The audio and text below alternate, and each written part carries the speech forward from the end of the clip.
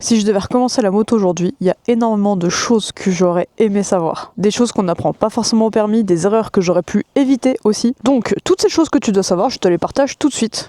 Ça fait plus de 10 ans que j'ai le permis et c'est vrai que le premier truc que je me suis dit, quand j'aurai le permis, ça voudra dire que je serai une vraie motarde et je saurai rouler. Et en fait, pas du tout. Quand tu passes ton permis, en fait, juste, ça te pose un cadre. Dire que tu sais les bases, vraiment les bases basiques de la moto. Et derrière, tu as absolument tout à apprendre. Et vraiment, je pense que aujourd'hui, ça fait du coup plus de 10 ans que j'ai le permis et j'ai encore énormément de choses à apprendre. Même si je fais pas mal de bornes, en fait, t'as toujours à apprendre en moto et c'est ce qui rend en fait cette passion encore mieux, enfin aussi attrayante parce que t'as toujours des choses à découvrir, des choses à apprendre sur la route, t'as plein de disciplines à découvrir. Je suis bien équipé, ouais, j'ai rien oublié. Yes sir. Et c'est vrai que c'est un petit peu la première erreur, je pense qu'on se dit tous, c'est que tu te dis bah maintenant que j'ai le permis de conduire, que j'ai le papier rose, que j'ai ce fameux papier qui certifie que je sais conduire, bah vas-y je peux faire tout ce que je veux. Enfin tout ce que je veux, on s'entend quand je dis ça. Ce que je veux dire, c'est que ce papier rose, c'est clairement la porte d'entrée pour la liberté. Quand t'as ta première moto, là tu fais tes premiers tours de route, la première fois même que tu pars et que tu te dis putain je suis libre. Et c'est vrai, c'est trop bien. Mais il y a énormément de choses qu'on prend pas en compte dans cette liberté et justement cette vidéo elle est là pour ça aussi et clairement les premiers mois ça va être les plus importants, même les premières années je dirais au moins les 2 premières, c'est d'ailleurs pour ça que le A2 existe et là vous allez tout apprendre, tout découvrir et c'est incroyable mais c'est vrai qu'il y a beaucoup d'erreurs qu'on fait et les erreurs c'est normal. Alors ce que je vois venir un peu les perfectionnistes là qui sont devant la classe, là, devant tout le monde, vraiment ça va être complètement normal. Ce que je souhaite c'est surtout faire des erreurs qui soient minimes et qui ne mettent pas vraiment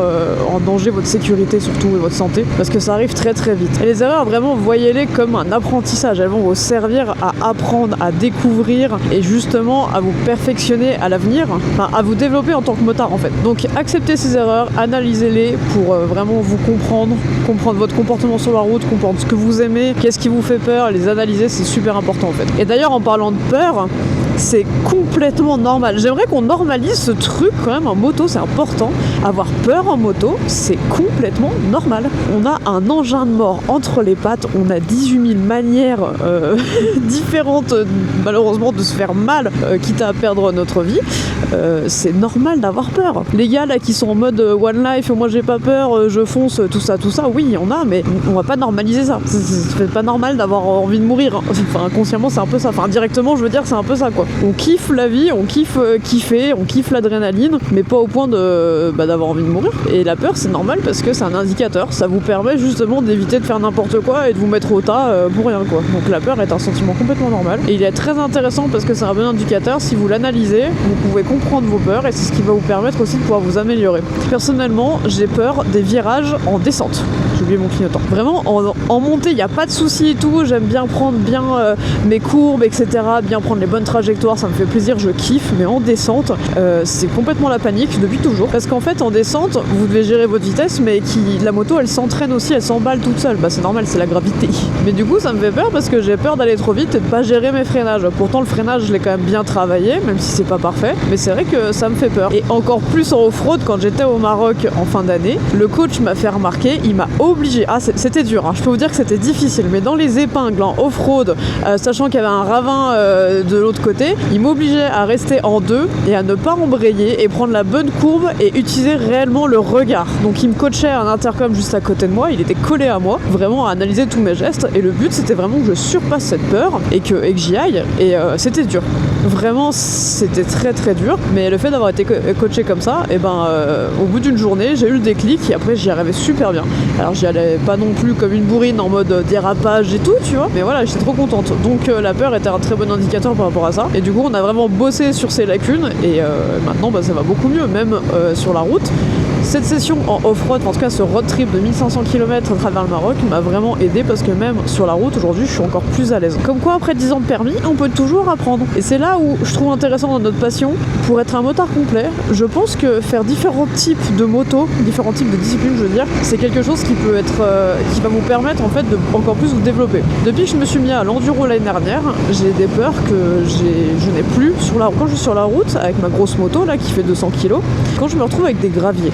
Alors évidemment je ne roule pas à la même allure que maintenant, je suis pas en mode ouais vas-y dans les graviers c'est trop bien, c'est pas ça. Mais quand ça glisse un petit peu, tu sais, je suis là à tatillon tout doucement et que je me retrouve un petit peu dans les graviers, et ben je suis plus en mode oh la roue arrière elle a glissé. Parce que en fait j'ai pris l'habitude de cette sensation et du coup c'est devenu un kiff. Alors j'avoue que les 200 kg j'ai toujours peur de les faire tomber, mais c'est devenu c'est plus une peur en fait, plutôt maîtrisé. Donc c'est normal d'avoir peur, le plus important c'est vraiment de vous entourer en fait de bonnes personnes qui vont pouvoir vous tirer vers le haut. La famille des motards est une famille extrêmement grande, il faut faire le tri, mais vous allez forcément trouver des personnes qui sont très heureux de vous aider, de vous rassurer, vous donner des conseils. Donc parlez-en autour de vous et allez chercher ces bonnes personnes pour vous entourer, parce que ça vous le méritez complètement. Ensuite, troisième point, l'équipement n'est vraiment pas optionnel, il est obligatoire et il est primordial. Vraiment j'insiste là-dessus parce que je l'ai appris à mes dépens malheureusement. J'ai eu 3 accidents pour l'instant en moto, mais le tout premier c'était avec ma 50, et en 50 au début je m'habillais toujours avec une veste, un pull dessous et puis mon pantalon etc.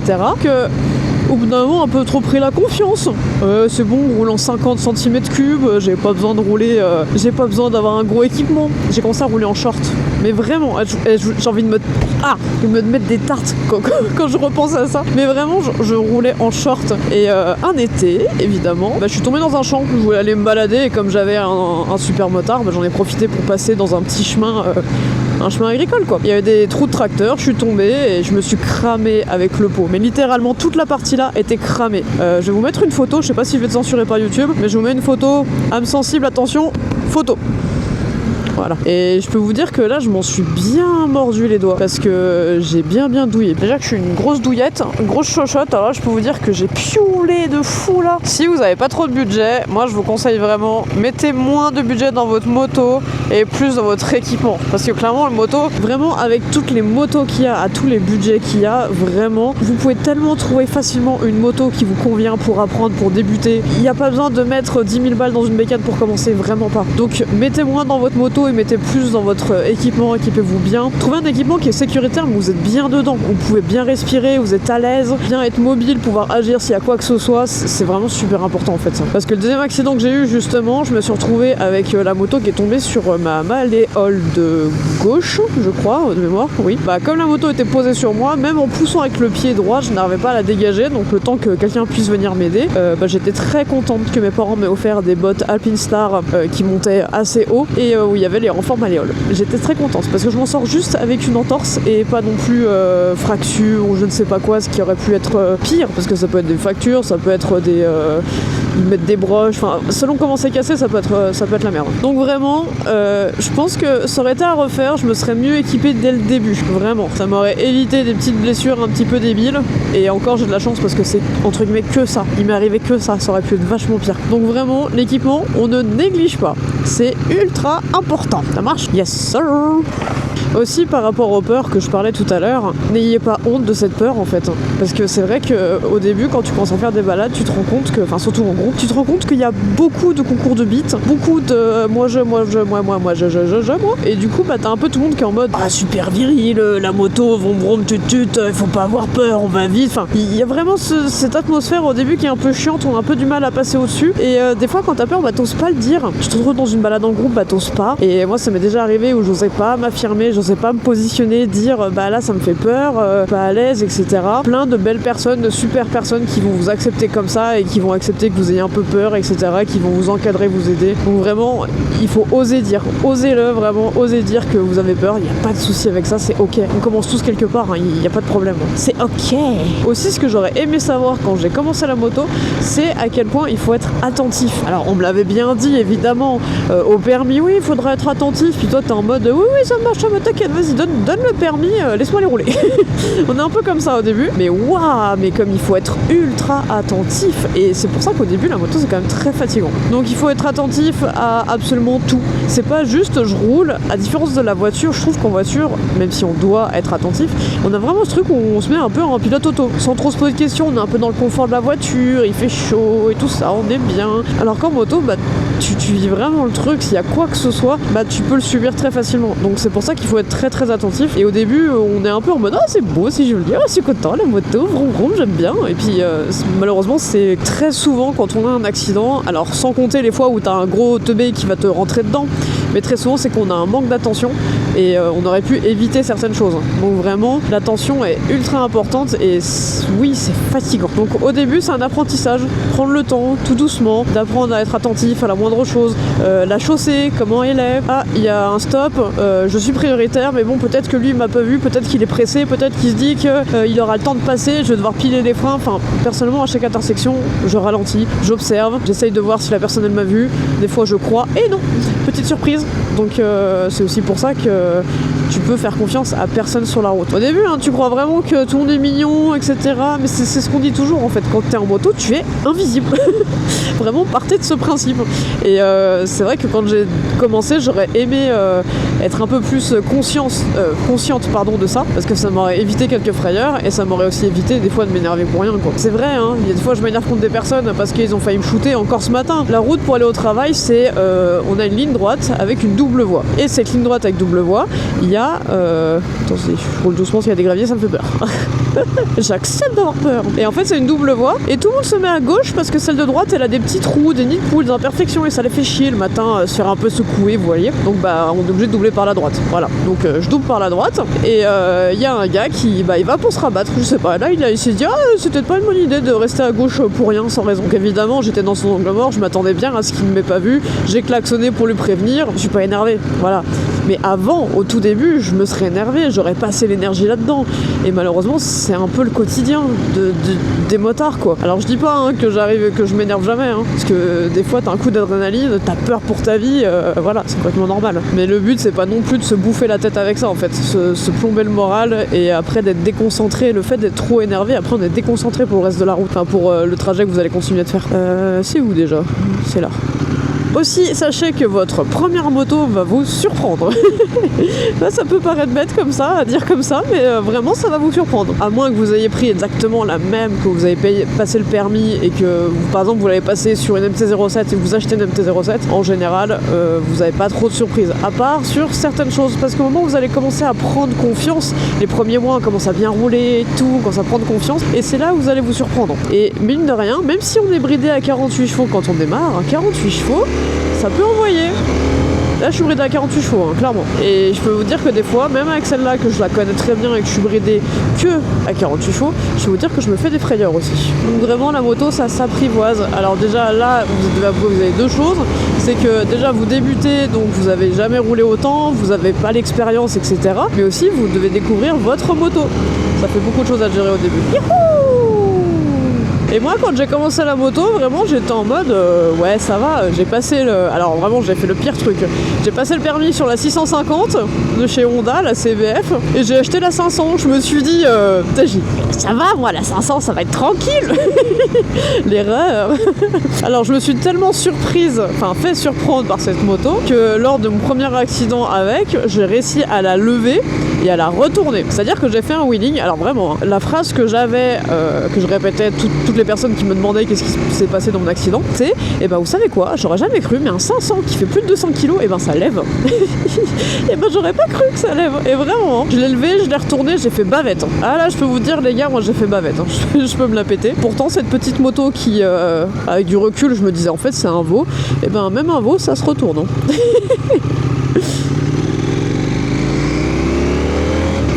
Donc on ne prend jamais sa moto pour acquis, on ne prend jamais son expérience pour acquis non plus. Et ça, si je l'avais su, je pense que ça m'aurait évité d'être aussi confiante à ce fameux feu rouge où j'ai retourné ma moto. Ce que j'aurais aimé savoir aussi, c'est à quel point le mental, ça influe sur notre conduite. Alors quelque part, je m'en doutais un petit peu parce que j'ai fait du sport de haut niveau, et au sport de haut niveau, forcément, le mental joue énormément sur tes performances, sur ta concentration, sur tout ça. Mais en moto, moi je me disais, comme beaucoup, tu sais, il y en a beaucoup qui disent ouais, moi quand je suis énervé, quand quand je me sens pas bien, bah, je prends la moto, ça va beaucoup mieux. Alors oui, parce que c'est vrai que comme on est obligé de se concentrer énormément en moto, on est un petit peu en instinct de survie, si je peux dire, parce qu'on sait qu'on peut entre guillemets mourir à tout moment. Ah, c'est un peu brutal ce que je dis, mais c'est vrai. Et du coup, bah, comme on est ultra concentré, bah, toutes les pensées négatives, normalement, bah, ça les chasse. En tout cas, une majorité, ça les chasse, parce que bah, on est trop occupé à penser à notre survie quand on est en train de conduire.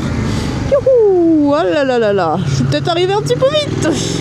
Et du coup, je me suis vite rendu compte bah, que quand je prenais la moto, parce que ça allait pas, vous savez, petit tracas quotidien d'une jeune personne de 20 ans, hein, que mon petit copain m'a pas répondu et puis que du coup j'ai peur qu'il me trompe.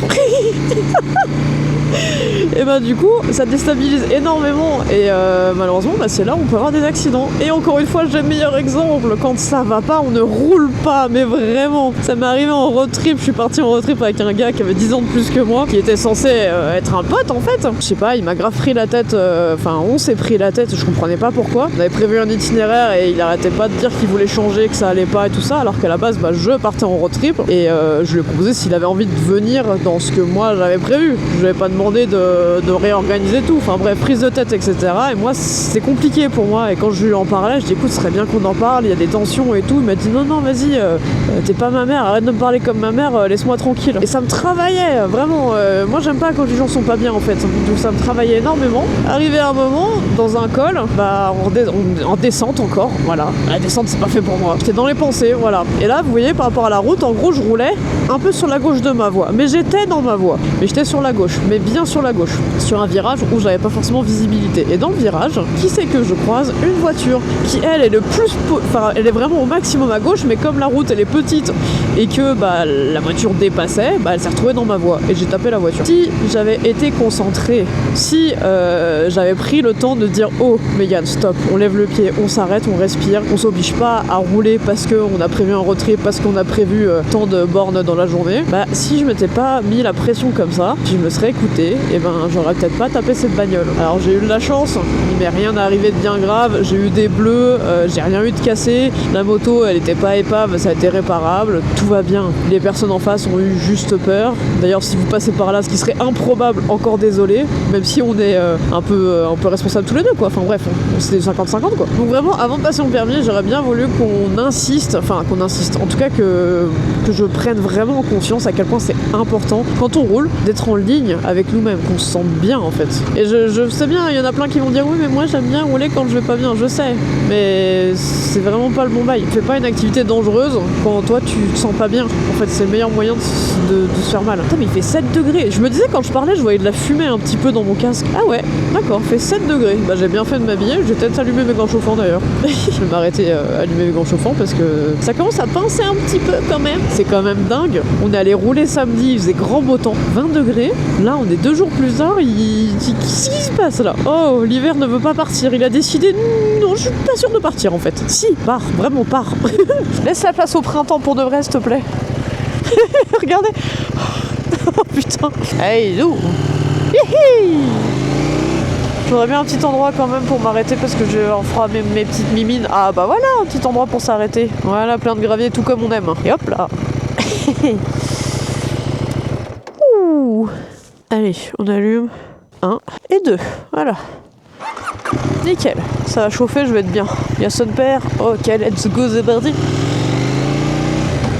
Aussi, un truc que j'aurais vraiment voulu prendre conscience avant, quand j'ai passé mon permis, j'ai tellement négligé l'entretien de mes motos. Alors quand je dis négligé, c'est pas genre en mode je faisais pas les révisions, je machin et tout. Alors, il y a deux choses. Déjà, graisser la chaîne, etc., je le faisais, mais je le faisais mal. Genre, quand je le faisais, c'était de manière trop irrégulière. Quand il pleuvait, je prenais pas forcément ça en considération. Quand je mettais de la graisse, pendant un temps, j'avais acheté le pot de graisse, j'en mettais un pâté, du coup, j'avais de la graisse, un truc de graisse autour de mon kitchen, c'était dégueulasse. Vraiment, je savais pas faire. Et aussi, je savais pas faire parce que je suis assez responsable dans le sens où je me suis pas renseignée. Je me suis dit, oui, bah, c'est comme une voiture, tu l'emmènes au garage une fois par an et ciao bambino. Absolument pas. Vraiment. Quand t'as une moto, c'est bien de mettre un petit peu la patte dedans. Même si je suis pas très forte en mécanique, c'est pas compliqué, il faut juste s'y intéresser en fait. fait, tout simplement. Et je regrette un petit peu aussi le fait d'avoir fait confiance, les yeux fermés, à des garagistes. Ce qui est normalement pas très justifié dans le sens où quand tu laisses ta moto en révision chez un garagiste, normalement c'est que tu vas chez un professionnel, donc tu fais confiance à son professionnalisme. Et c'est ce que j'ai fait, mais un peu aveuglément. Je pense que c'est important de se renseigner un petit peu, vérifier, poser des questions, parce que clairement, je suis allée dans un magasin en qui j'avais totalement confiance. J'ai laissé ma 390 Duke en révision et je leur ai dit, là j'ai la chaîne, j'ai un pote qui m'avait déjà retendu ma chaîne parce que j'y comprenais rien. Et je leur ai dit, j'ai déjà dû retendre la chaîne. Et clairement, je leur ai dit, c'est la deuxième fois, vous me l'avez déjà retendu, là on l'a retendu, je vais faire 2000 km. Je pense que ce serait peut-être temps de changer de chaîne. J'y connais rien, je répétais juste ce que mon pote m'avait dit. Et eux ils m'ont dit, mais non, il n'y a pas besoin, on va te retendre la chaîne, tu fais tes 2000 km tranquille, tout va bien, et tu reviendras après. Je dis bon ok. Sauf que dans le road trip, au milieu du road trip, je me retrouve avec la chaîne qui tombe de ma moto. Donc dans un virage, je me rappelle très bien, j'étais en 4, je vais pour passer à 5ème, et là, point mort. Je descends en 4ème, encore point mort. Je dis mais qu'est-ce qui se passe? Je m'arrête, et là qu'est-ce que je vois au bord de la route? Ma chaîne qui est sortie du kitchen et qui est par terre. Et alors je ne savais pas à l'époque à quel point c'était ultra dangereux. Clairement j'ai de la chance que la chaîne ne se soit pas cassée, parce qu'elle aurait pu soit s'enrouler autour du moteur mais péter le moteur et j'aurais pu avoir un grave accident, soit aller derrière, soit se couper, aller derrière et éclater la voiture de derrière, un passant, lui couper la tête, j'en sais rien, enfin je pars très loin mais ça aurait pu malheureusement se passer comme ça. Donc ce que j'en retiens, oui c'est important de faire confiance aux garagistes, ce qui est quand même normal, parce que c'est un professionnel, c'est sa profession normalement, mais c'est bien de se renseigner de où est-ce qu'on va. Donc le bouche à oreille, je trouve que c'est ce qu'il y a de mieux pour trouver un bon garage, et en même temps c'est bien de poser des questions aux garagistes. Qu'est-ce que vous avez fait, vous êtes sûr, enfin regardez bien, enfin je veux pas passer pour la casse-couille quand je vais voir le garagiste, mais c'est ma moto, j'ai le cul dessus, s'il y a quoi que ce soit, c'est moi en premier, c'est pas lui. Donc pour moi c'est normal de se renseigner et de... Tant pis si je passe pour la casse-couille, mais pour moi c'est important. Donc si j'avais su, j'aurais fait plus tôt. Ah là là, c'est avec des si, on peut refaire tout. Et c'est un peu ce que je refais d'ailleurs là. Aussi une autre chose, il faut que vous sachiez, j'ai pas de pin lock, c'est relou. Il faut que vous sachiez, c'est très important, malheureusement, il y a de grandes chances que vous ayez un accident. Il faut s'y attendre, surtout quand on débute. Alors il y a deux phases. Quand on débute la moto et quand on reprend la moto. Donc quand tu reprends la moto après, je sais pas, t'as passé 2, 3 ans, 10 ans, j'en sais rien, sans faire de moto pour je ne sais quelle raison. Mais bonne nouvelle, apparemment tu reviens, donc voilà, ça peut en faire partie. Je pars quand même très très loin dans mes explications.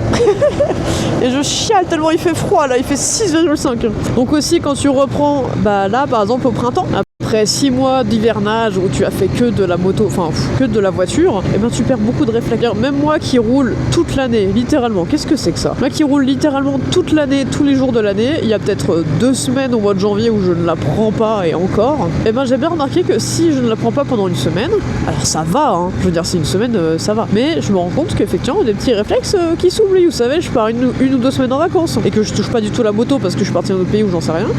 Il y a un petit manque quand même, je me rends bien compte quand même. Donc en général, d'après les statistiques, c'est là où il y a plus de risques d'accident. Sachez que je veux pas être négative, vous dire vous allez forcément avoir un accident, je ne vous le souhaite pas, mais il y a de grandes chances que ça vous arrive, vraiment. Et je vous souhaite vraiment que ce soit des accidents qui soient bénins, que ce soit minime en termes de santé et matériel. C'est toujours chiant quand tu vois ta bécane par terre. D'ailleurs, s'il vous plaît, ne faites pas comme 99% des motards, quand vous tombez, ne vous précipitez pas vers votre moto. Inquiétez-vous d'abord de vous, s'il vous plaît, parce que moi à chaque fois je me suis d'abord inquiété pour la moto alors que j'avais un peu des dingueries sur mon corps, notamment les 2 premiers accidents, et franchement non.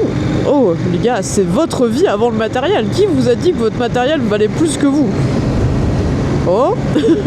On se réveille, toc toc. On ne fait pas ça, vraiment pas. Maintenant parlons de la pression sociale d'être un vrai motard. Ah là là, ça c'est un sujet, je pense qu'on pourra en faire une vidéo complète. D'ailleurs, si ça vous intéresse, mettez-le moi en commentaire, peut-être que je ferai une vidéo complète là-dessus. Mais vraiment, quand j'ai commencé, parce que j'ai traîné avec pas mal de vrais motards, en tout cas des personnes qui le vivaient comme ça, j'avais un peu l'impression de me dire il faut que je parte du principe que les scooters c'est de la merde, que si t'es pas habillé en full cuir, c'est que t'es une merde, que si tu penches pas dans les virages, du coup t'es pas un vrai motard, si ta bande de peur elle est existante, ça veut dire que t'es pas non plus un vrai motard. Enfin waouh, oh la moto, on est là pour kiffer, c'est la liberté, c'est le fun. Chacun l'exerce en fait à sa manière. Si toi ton kiff, c'est de t'habiller en survêt, alors je suis pas forcément pour, tu vois. Enfin, moi je suis contre dans le sens où j'ai eu des accidents et je sais à quel point l'équipement c'est important. Mais si toi ton kiff, c'est de rouler en survêt, de t'acheter une moto avec je ne sais combien d'équipements, d'accessoires que tu trouves beau, que tu veux faire des photos avec, ou alors tu préfères rouler avec une moto, une vieille bécane qui a, je sais pas, 30 ans, qui est déglinguée et que tu t'en fous, toi tu veux juste rouler. Enfin, en vrai, peu importe comment t'exerces la moto, à partir du moment où tu respectes les autres sur la route et que tu fais chier personne, kiffe. Il n'y a pas de loi qui dit que la Bible des motards dit que pour être un vrai motard il faut être comme si comme... Oh non, ta mère, il n'y a pas de ça, c'est vrai que si j'avais eu cette vision avant, je pense que je me serais pas autant mis la pression dans certaines balades à être dans le truc je veux faire partie du truc, donc faut que je sois un peu vrai motard quoi, faut que je fasse bien lever à tout le monde sauf aux scooters, enfin wow, franchement je me suis mis une pression. Après je pense qu'il y avait aussi le fait que j'étais jeune et que je voulais être apprécié des gens parce que j'avais pas confiance en moi, et ça c'est fort probable aussi quoi. Un peu le problème de beaucoup de personnes, enfin, en tout cas quand on est jeune. Oh là on part clairement sur un problème social, psychologique. Voilà, je respire pas là. Bon voilà, vous avez compris ce que je voulais dire, et d'ailleurs qui m'en fait venir à mon dernier point et qui pour moi est d'un plus important et le plus incroyable de cette histoire. J'ai clairement sous-estimé la grande famille des motards. Vraiment, j'ai sous-estimé en fait la puissance de cette passion, de cette communauté, mais complètement. C'est fou quand même de te dire que juste parce que t'as une marque de moto, tu croises un gars qui a la même marque, et ben tu parles avec et tu peux devenir genre meilleur pote avec. Genre ça pourrait être ton témoin de mariage dans 3 ans ou 4 ans, j'en sais rien, enfin peut-être plus, parce que vous êtes devenus trop potes et vous êtes parlé à la base juste parce que vous aimez les motos. Enfin, je sais pas, moi je trouve ça lunaire quoi. Perso, quand je fais du vélo, les autres personnes qui font du vélo, on se dit pas bonjour et puis les couilles. C'est horrible, mais c'est ça quoi. On s'en fout. Et c'est beau en fait. C'est vrai que j'ai clairement sous-estimé ça parce que je me suis fait des potes mais ultra proches grâce à la moto. Il y a encore samedi dernier, j'étais avec un gars que j'ai rencontré sur un chantier. Nathan, d'ailleurs, si tu passes par là, je te fais des bisous. Nathan que j'ai rencontré sur un chantier au travail, on a parlé bécane, il vient de passer son permis, il vient d'avoir sa nouvelle moto, on est parti rouler 200 bornes. On se connaît pas, mais on s'entend super bien parce que on a une passion en commun, puis en discutant on se rend compte qu'on a d'autres passions en commun, d'autres délires, et on s'entend trop bien. Voilà. Et du coup je suis trop contente. Le soir je l'ai emmené à un barbecue avec d'autres potes, alors il y en a plein que je connaissais pas parce que c'était un barbecue motard, encore une fois. Mais voilà, on se retrouve à faire un barbecue avec une vingtaine de personnes, t'en connais même pas la moitié. Et tu rigoles avec tout le monde. Il n'y a pas de jugement, de machin, de t'es ta mère et puis t'es black et toi t'es chrétien ou j'en sais rien, il n'y a pas tout ça. C'est juste un kiff. Et c'est trop bien, c'est trop bien. Et c'est vrai que j'ai sous-estimé ça. J'ai vraiment sous-estimé ce pouvoir en fait de la communauté motard. Pareil sur l'entraide motard. Alors autant il y en a qui pourraient toujours te laisser crever la bouche ouverte, mais la plupart du temps les motards sont très soudés, ils sont très contents de pouvoir aider un copain motard. Et ce qui est mon cas aussi, hein. J'ai pas des grandes connaissances dans la moto en mécanique par exemple, mais sur d'autres choses, dès que je peux aider quelqu'un, je le fais avec plaisir. Et je trouve ça trop cool parce que moi quand j'étais en galère, j'étais trop contente que les gens viennent m'aider. Enfin voilà, ça va de soi quoi. Et je pense que vraiment quand j'ai commencé la moto, j'étais pas prête. J'étais pas prête à me faire des copains aussi facilement. À ce que le côté social devienne aussi simple. Moi qui est quelqu'un qui est quand même très timide à la base et qui a un peu peur des gens, parce que je me méfie énormément. Et du coup c'est fou en fait. Moi ça m'a vraiment aidé à me sentir mieux socialement, à me faire des amis et tout. Enfin c'est incroyable quoi. En fait je me rends compte que si j'avais pas eu la moto dans ma vie, il y aurait beaucoup de choses qui se seraient passées différemment. J'aurais raté énormément de choses, énormément de rencontres, énormément d'expériences. Je pense que j'aurais peut-être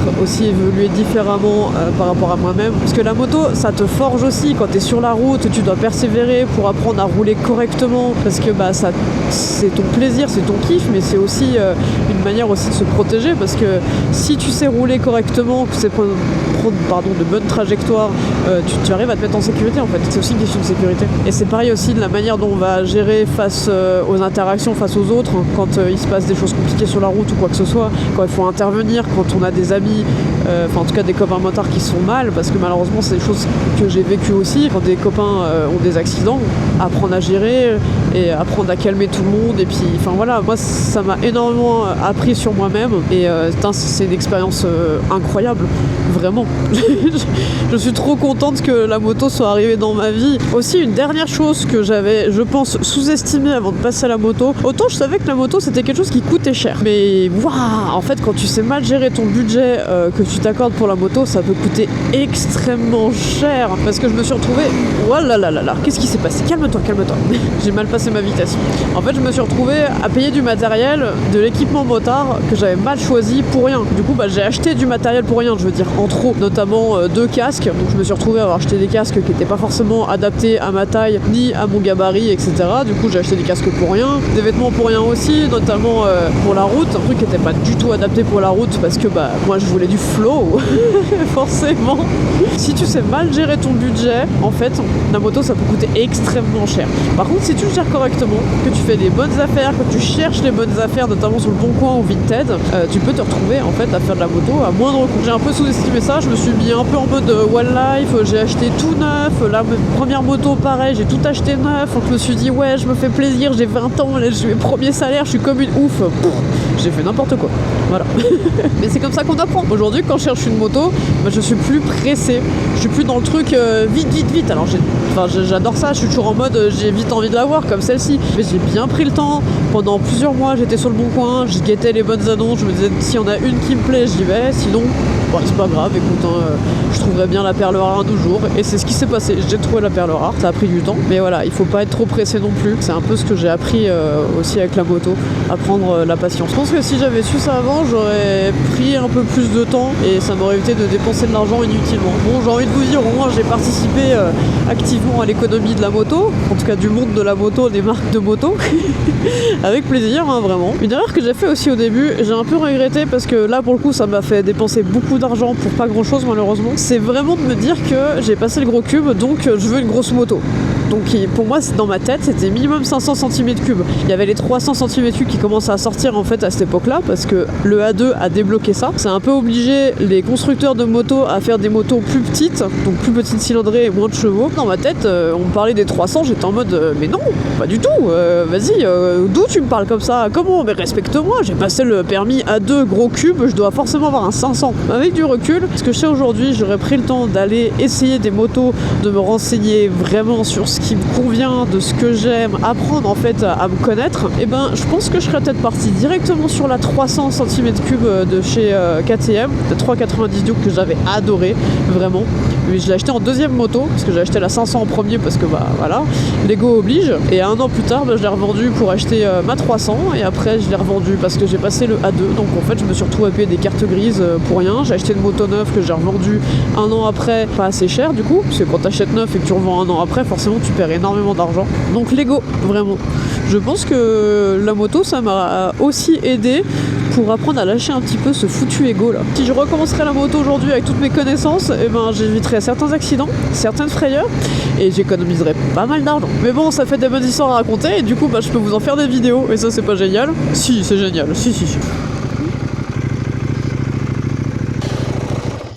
Au final, je suis trop contente d'avoir commencé la moto. C'est juste qu'avec du recul, je me rends compte qu'il y a pas mal de choses que j'aurais pu éviter, pas mal de mauvaises expériences. Mais du coup, je pense que c'est comme ça qu'on se fait les expériences, malheureusement. Et j'espère que du coup, cette vidéo servira au moins à l'un ou l'une d'entre vous. Ça me rendrait très heureuse. D'ailleurs, dites-moi en commentaire qu'est-ce que vous auriez aimé savoir avant de commencer la moto. Comme ça peut aider la communauté. Je compte sur vous pour mettre un énorme pouce en l'air et pour vous abonner, pour soutenir la chaîne, parce que vous êtes quand même beaucoup à regarder et à ne pas vous abonner. Je vous vois. Et en attendant la prochaine vidéo, je vous fais des bisous.